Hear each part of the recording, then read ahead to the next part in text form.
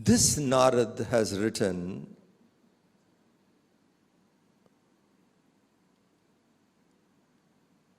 this book, Narada Bhakti Sutra, and it's a very, like there are 80 plus sutras in this, 84 sutras. Even if we read, we can't complete it like that. So we will just pick up in dots and dashes. We will pick up two aspects. One is how to cultivate devotion, first point. And then who crosses Maya. These two sections we will take. They are very nice sections in Narada Bhakti Sutra. These two sections we will take. So here, if you have the book with you or... Okay, before going into the text, these sutra books, like Brahma Sutra, Narada Bhakti Sutra, they all start with a word called athato. Athato means therefore. An opening sentence of a book, the first word of a book, therefore. What a style of writing, imagine. And these books have stood time. We need to understand the wit and the vision what the rishis had. How can a book start with the first word of the book, therefore? Therefore, you need to say something. Therefore is a conjunction. Therefore, I went out, it was raining, therefore I carried an umbrella. Therefore indicates something which has happened, therefore. How can the first word of a book be therefore? Athato bhaktim vyakyasyamaha. Therefore let us discuss devotion. How can that be? The first word, therefore let us discuss devotion. Now the great teachers who have reflected upon this book or other books like Brahma Sutra, Atato, Brahma Jignasa, the masters who have written, they talk volumes of this word therefore. What does this word therefore indicate? It indicates, I have seen the world sufficiently. I have gone through this world enough. I have seen what it is worth. There is nothing very inspiring for me in the world any further. Having seen it enough, now let me seek.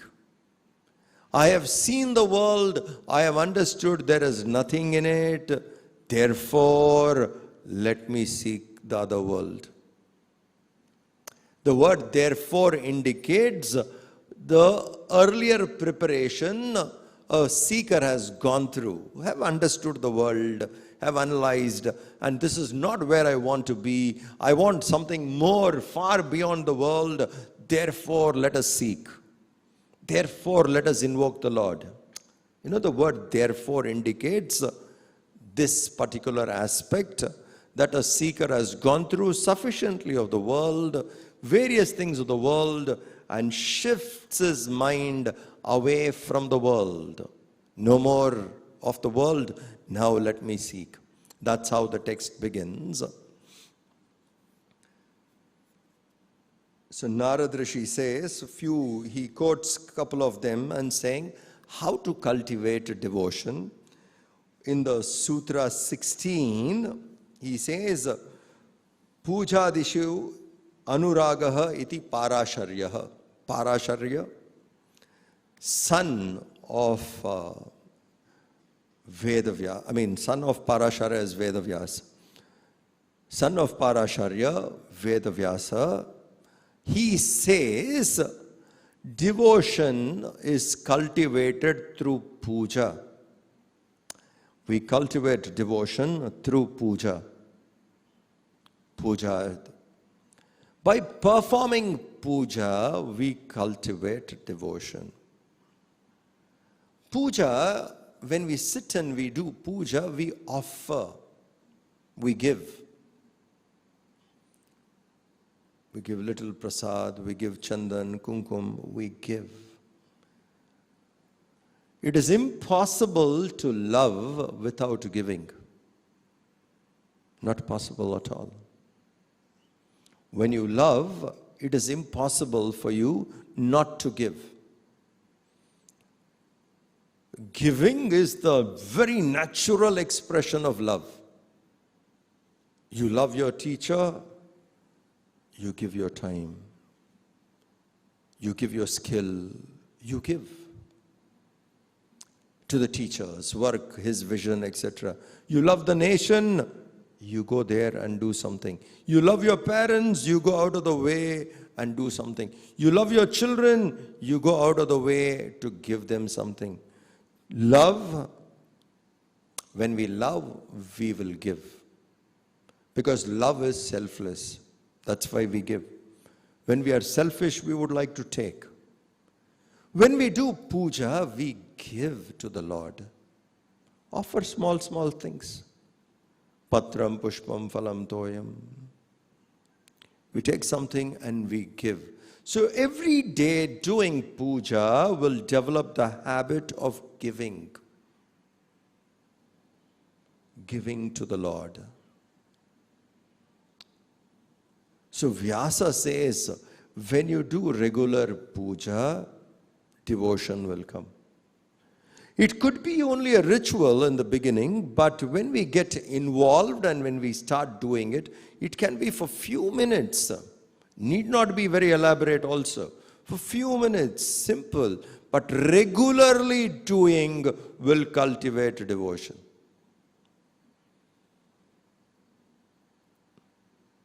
And puja need not be just the ritual. Your work is also worship. Doing the work and dedicating it to the Lord is also puja. Whatever we want to offer to the Lord, when we go on doing that, that will cultivate devotion. Because every time when we want to give something, we remember the Lord. Remembering the Lord gets us closer to the Lord. The state I come from in India, Tamil Nadu, the outskirts of Tamil Nadu, outskirts of Chennai, there is a place called Thirunendraur. We have an ashram also there, Thamaraipakam, very close by. There is a beautiful temple there, dedicated to a person by name Pusalar. It's a very fascinating observations these are. A person by name Pusalar. One king who was living there in Kanjipuram was building a beautiful temple for Lord Shiva. Tirunendrauri was building big temple for Lord Shiva. Once he built the whole temple, he called the scholars, pandits, astrologers to find out the right time to do puja, Kumbhabhishekam. So Shiva fixed up, the king, consulting all the pandits, fixed up a date for Kumbhabhishekam. And the king was sleeping. That night he had a dream, a very peculiar dream. The dream was, Shiva appeared in his dream and told him, change the date of Kumbhabhishekam. I am not available. The date you fixed, I am not available, change. Now this king got up in the middle of the night. What kind of a dream is this? that Shiva appeared to him in the dream and Shiva said, change the date, I am not available. Kumbhabhishekam, I am not there, you change. Now he could not understand what this is. So he called some of the wise people in his place and all that. And they were discussing, what can this mean? How do we decipher this dream? What can this mean? So somebody said, one thing is very clear, that Shiva has said he is not available. That means he has got some other appointment. You need to figure out what that is. So they were asking and trying to find out that on a temple Kumbhabhishekam, if Shiva is not available, there should be another Kumbhabhishekam somewhere. He must be going, and what it is. So they went around trying to find out and asked different people. Finally, they met one person by name Pusalar. They asked him, our king had a very strange dream. Shiva appeared in his dream, that was wonderful, but Shiva said, on the date you have fixed for Kumbhabhishekam, I am not available. Pusalar smiled and he said, I know that. He said, how do you know that? Because I have also built a temple. And Shiva has agreed to come there for Kumbhabhishekam. So he is coming to my temple, therefore I am sure he is not available. Where is your temple?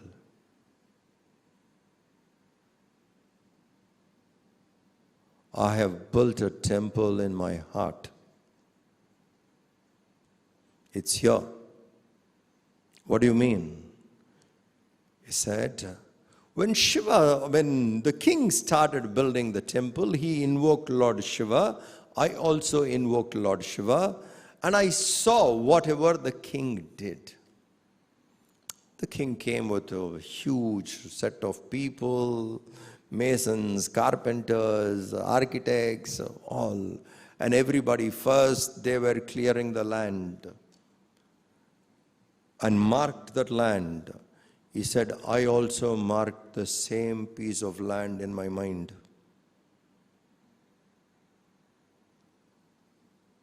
They cleared it up. I cleared it up.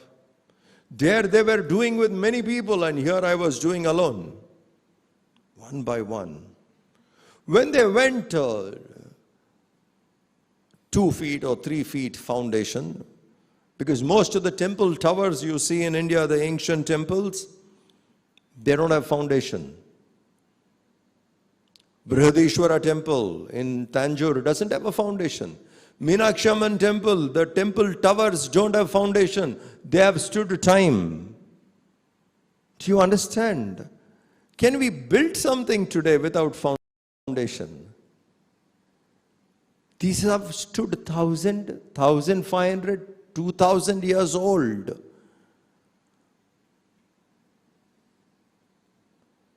The whole gravity is kept one brick after another and the weight takes on it. It's a pure mathematical calculation in understanding the gravity, and the temple tower is built that way. One by one. And there is no cement nor steel. It's all rocks interlocked. And the weight of it falls into it, systematically it comes down in a perfect balance, and therefore they have stood. So Pusalar was telling, when he was building, I was making the same thing in my mind. Step by step, brick by brick, whatever was kept was done. And finally, when the statue has to be chiseled, I was doing it in my mind. The Shivaling which was chiseled, I made it. And king fixed the date. Because I also started the work seeing the king only. Both of us started on the same day. When he fixed the date, I also fixed the date. Invoked Lord Shiva, and he told me he is coming for the Kumbhabhishekam.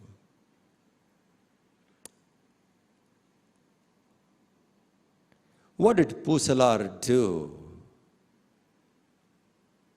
What king was doing as Manasa Puja, building outside, externally, what the king was doing, Pusalar was doing internally, Manasa Puja.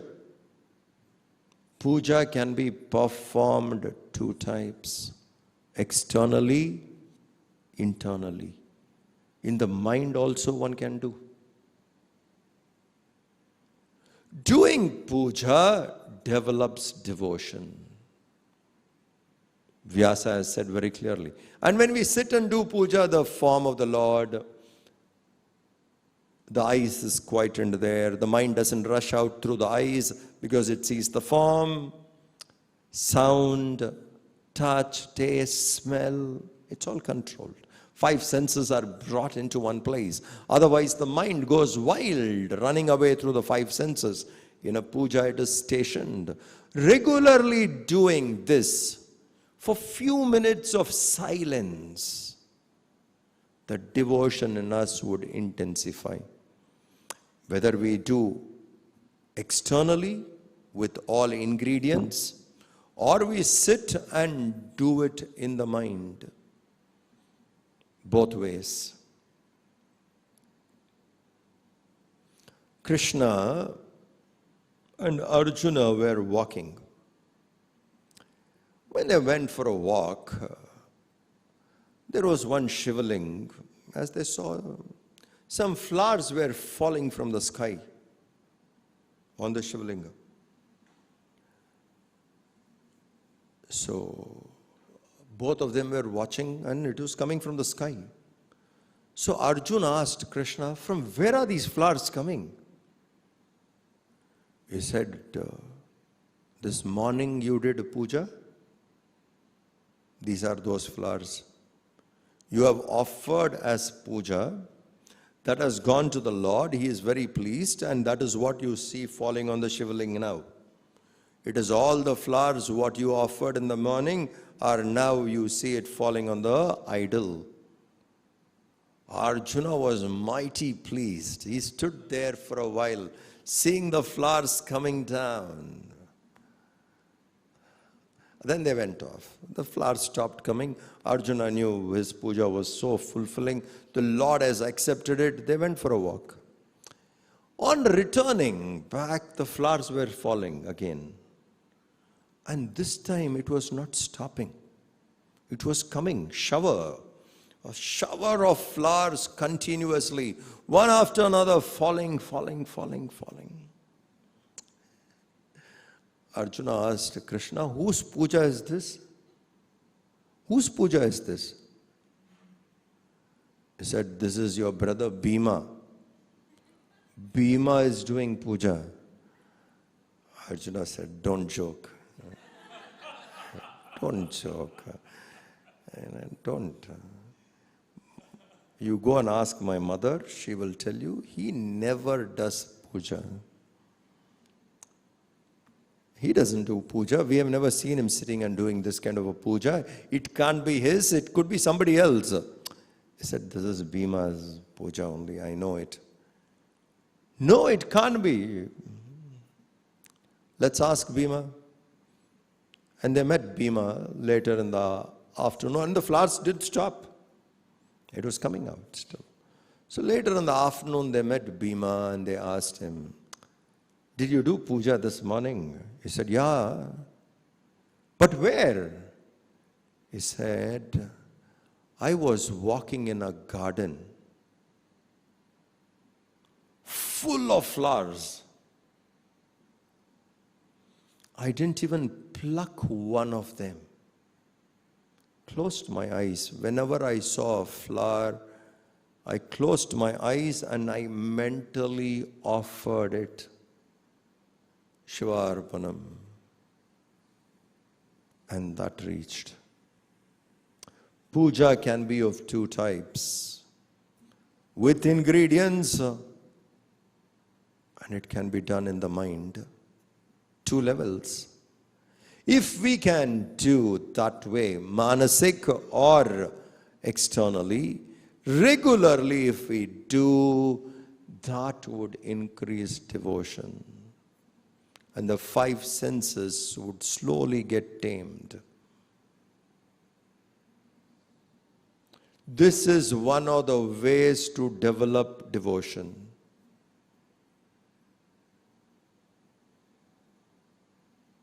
So how to develop devotion? Son of Parashara, Vedavyas, he says, doing puja can cultivate devotion. Then Narad says in the next sutra, Sutra 17, Kathadishu iti gargaha. Garg Rishi says, listening to the stories of the Lord will develop devotion. Listening to the stories of the Lord will bring devotion.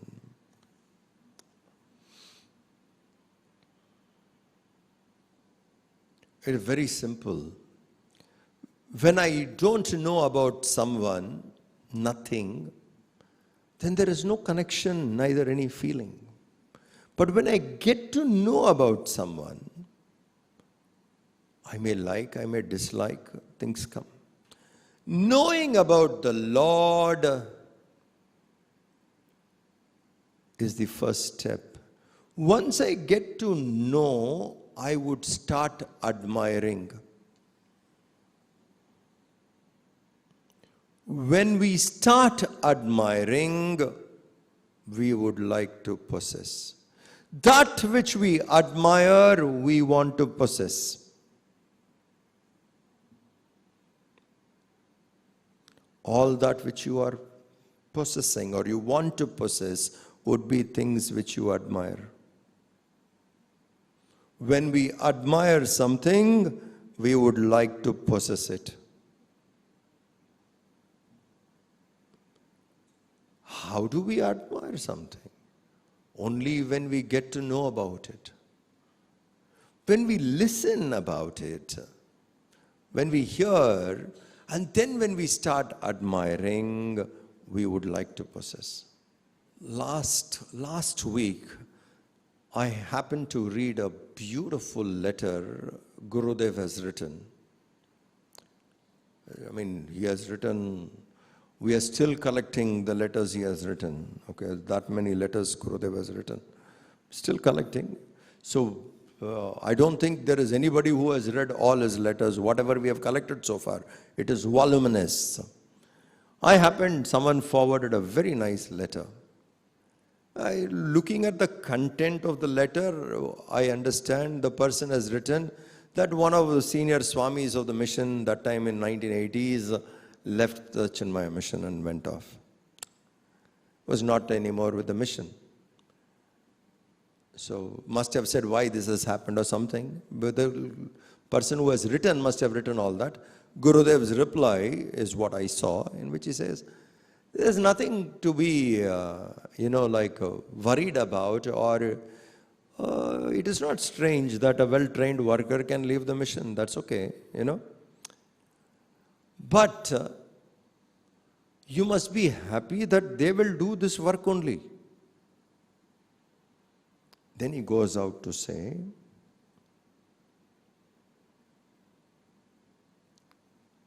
it doesn't matter whether they work under the name of Chinmaya Mission or some other name.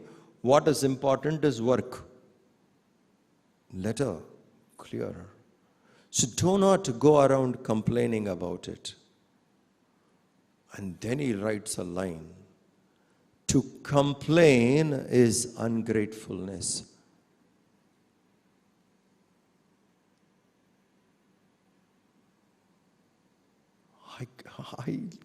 When I read that, it came on my phone. When I read it, I left the phone down. Do you understand the depth of that word, that line? To complain is ungratefulness.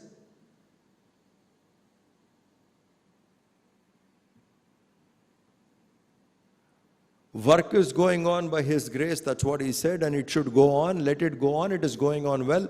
To complain is ungratefulness. how many complaints we have.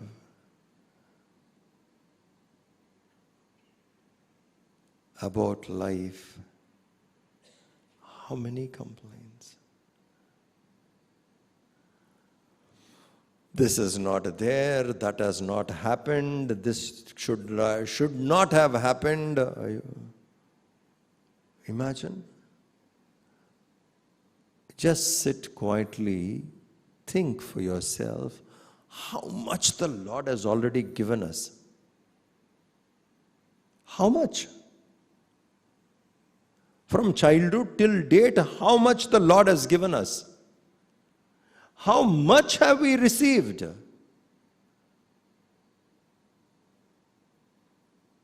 Can we complain?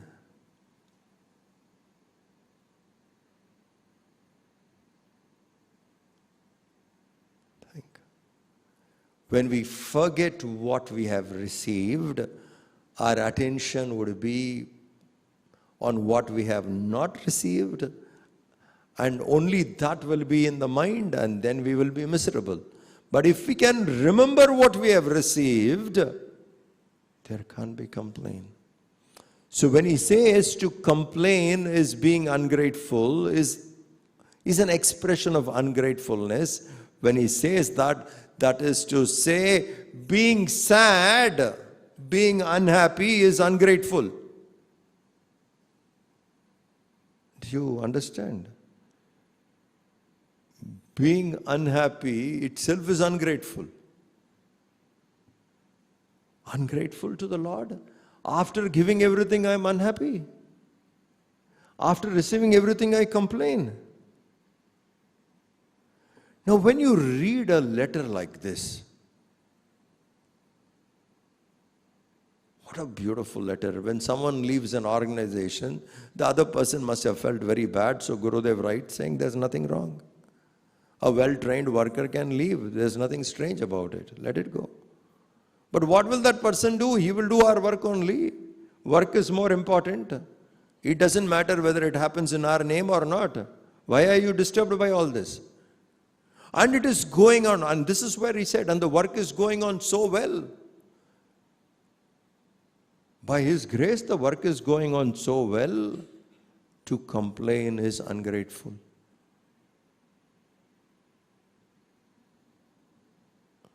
When I read this, it's a powerful message hitting you straight. Now, this is how he was. Even if there are setbacks, he was not complaining. He understood that you can't to complain is ungrateful. Now, when you admire this quality, what do you want to do? Possess it. You understand? When we admire something, we would like to possess. Now when you see Gurudev and you look at him saying, look at the quality of a person. The heart of that person. The nobleness, the way in which he was looking at it. When you start admiring his qualities, you would like to possess them.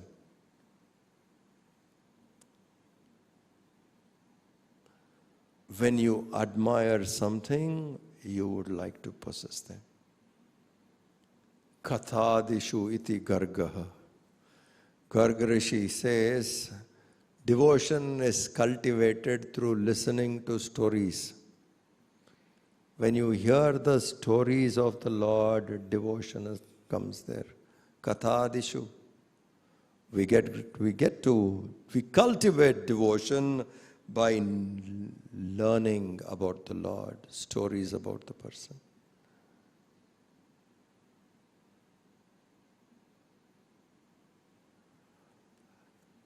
Some time back, last July, we were fortunate in India to associate with Dr. Kalam's first death anniversary. So we made a bus which we have, an exhibition bus, so we are rotating it with different things.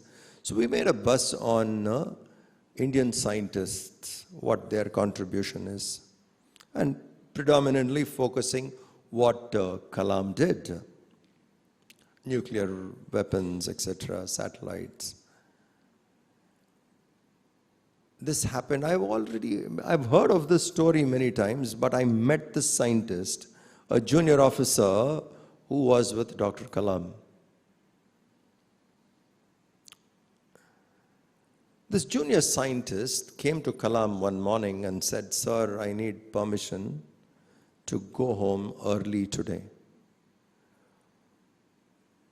I told my children that I'll take you to the fair exhibition.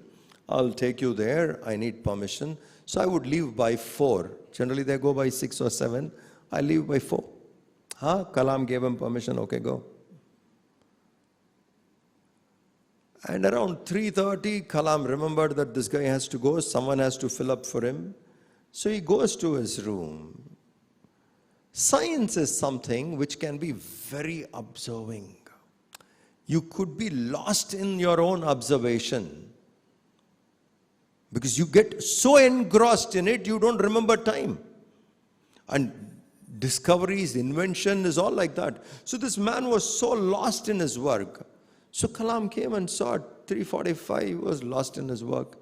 Came around 4 o'clock, still in his work, did not get up.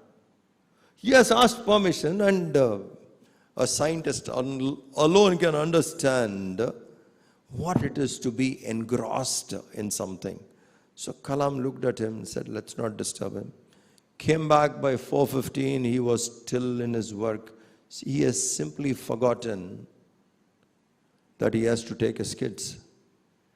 Around 5:30, he remembered, "Hey, I told today I'll take my children."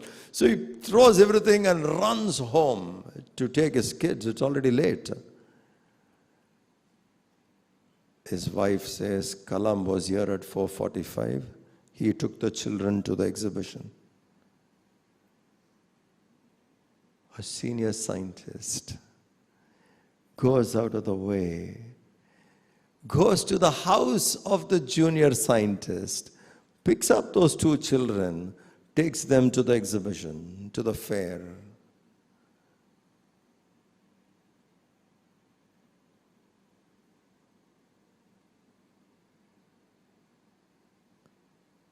Look at the quality,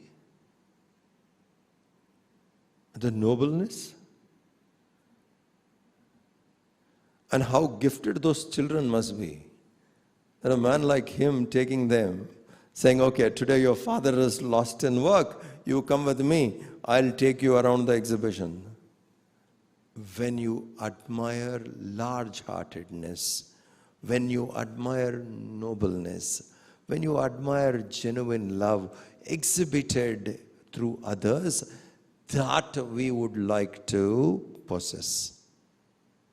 A story, achievements of great people is a very powerful effect. It has a direct effect on the mind. It can make us aspire for that. It makes us seek that. So Garga Rishi says very clearly, stories, listening to the stories of the Lord creates devotion. Ramayana is written in many languages. In Tamil, there was a very great poet by name Kamban. He has written Ramayana, translated, and on his own poetic expression. He describes one incident from Ramayana. When Kaikeyi gets her way and says Ram should go to the forest, Ram has to go. Ram also decides that he should go. Lakshman volunteers.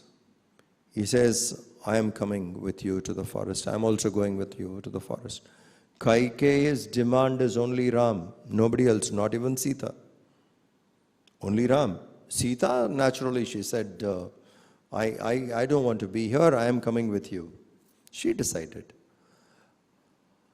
There's no force, no compulsion on Lakshman. Lakshman volunteers by himself saying, I am coming with you to the forest. I want to come with you to the forest. When Lakshman makes this announcement,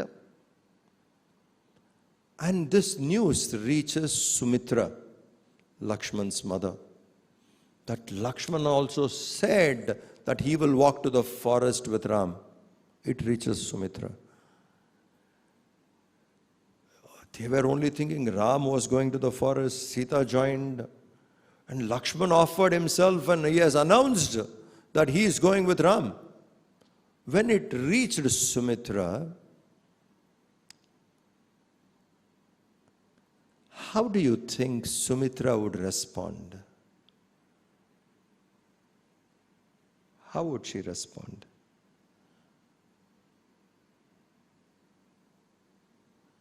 He can keep his mouth shut, unnecessarily blurted, if it is today.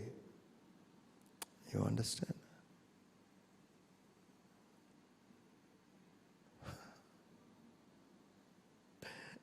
If it is my mother, let me tell you, go hide somewhere. Don't show your face till Ram crosses the forest. Don't even ever come out anywhere near.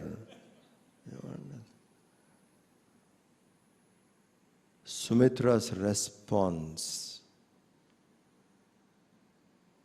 She looks at Lakshman and said, Lakshman, you have made me very proud today.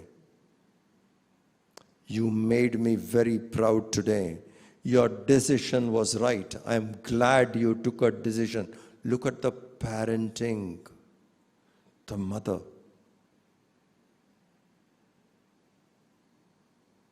I'm proud of your decision. And then she tells Lakshman, do not follow Ram into the forest as a brother. You are his younger brother. You will be pampered. Don't follow Ram as his brother. Follow him as a dasa, servant. Someone who is going there to serve.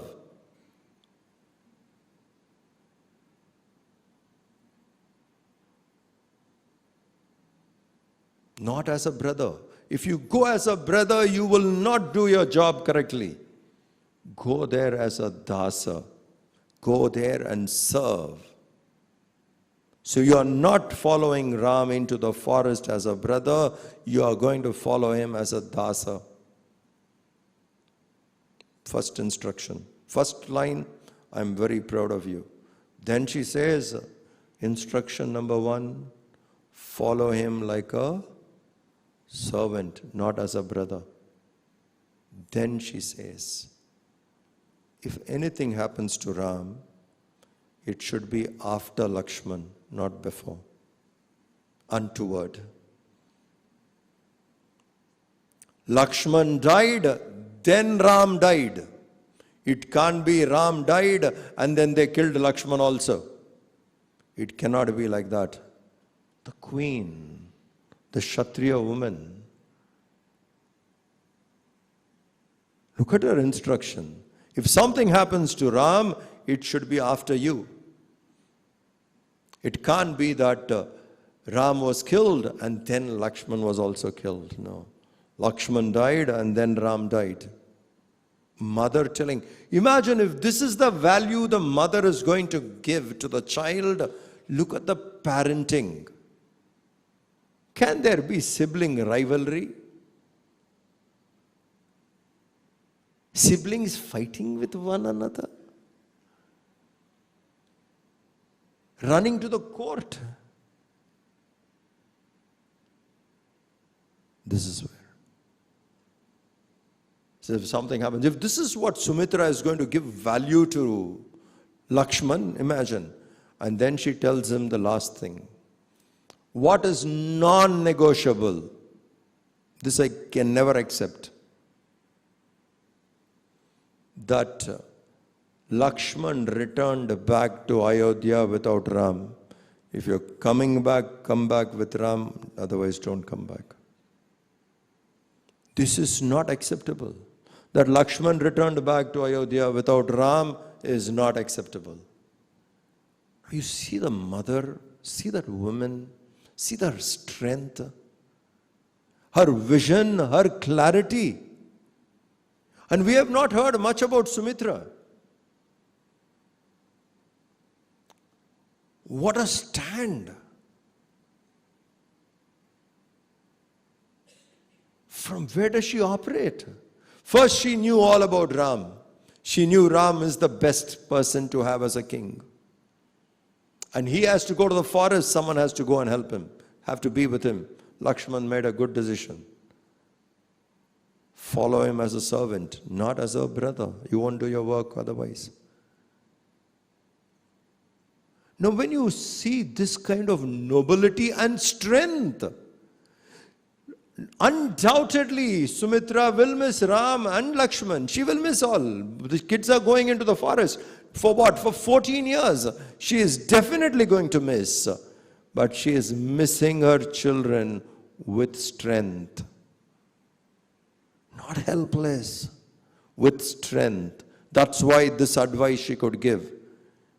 When we get to hear about such people, we start admiring.